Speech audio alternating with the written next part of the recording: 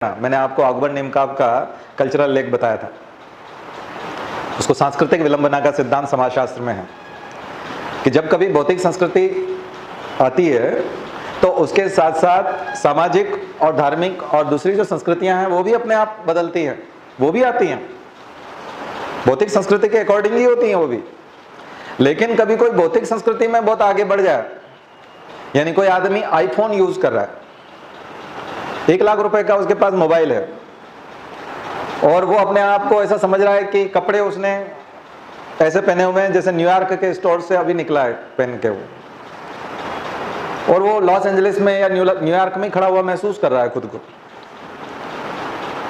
लेकिन उसके मन में जो प्लान चल रहा है और उस आईफोन से जो अपने दोस्तों से बात कर रहा है वो ऑनर के लिए कर रहा है। को समझ में आ रहा है? तो जिस टेक्नोलॉजी को यूज कर रहा है वो फिजिक्स है, वो भौतिक क्रांति है और भौतिक संस्कृति है। तो भौतिक संस्कृति में आगे बढ़ जाने से इसका मतलब नहीं कि आप सामाजिक और सांस्कृतिक रूप से भी आगे बढ़ जाएंगे।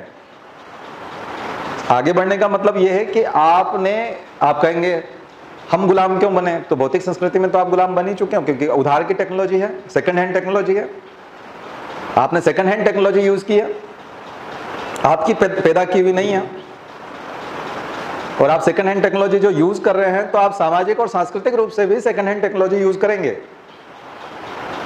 आया ना समझ में? लेकिन उस परिवर्तन में थोड़ा सा समय लगता है, इसको बोलते हैं सांस्कृतिक विलंबना। जो ये लेट हो जाता है ना, इसको लेग कहा है, कल्चरल लेग।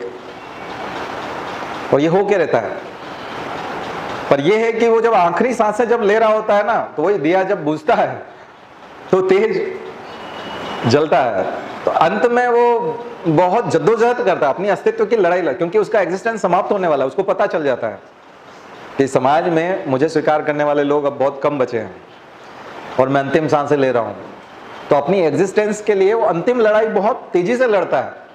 तो फिर मॉब लिंचिंग और ये सब दिखाई देती है। तो ये जो घटनाएं होंगी ना, मॉब लिंचिंग की और इस तरह की घटनाएं होंगी सब, इसका मतलब है कि ये संस्कृति रूढ़िवादी संस्कृति थी। इसलिए आज का जो निबंध है वो इसी के ऊपर निबंध है।